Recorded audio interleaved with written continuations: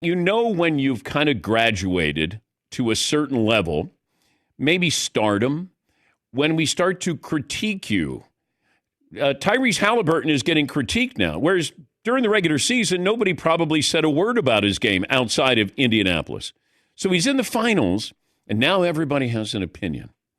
Now all of a sudden, he's gotten to the point where we go, okay, let's see what you can do, Game 3. Didn't look good in Games 1 and 2, hit a big shot in 1, but 2, all right, got to be more aggressive here. There's players that you all of a sudden have expectations for. And Tyrese Haliburton has gotten to that point. There are expectations for him in the NBA Finals. I don't know if anybody has had a run quite like him in the last 25, 30 years when it comes to postseason basketball and elevating your status. Now, all of a sudden, we're going, is Tyrese Haliburton a top 10 player? Nobody would have said that if you talked about the Pacers in December or January. Be like, Tyrese Haliburton, what position does he play? Can he shoot? Where's he from?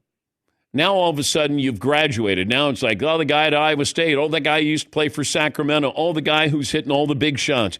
Now, all of a sudden, we treat him differently. You got to be a star.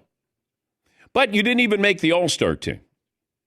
Now, the 2 previous years he did, but he didn't make it this year. And he's kind of been that, all right, he's interesting.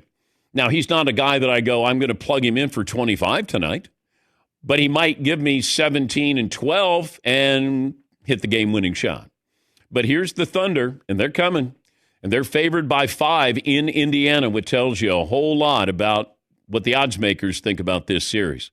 OKC is coming to town, and they plan on leaving with a few victories here. They plan on leaving with the championship. It's like, all right, you got 1 win. Now we got to take care of business here.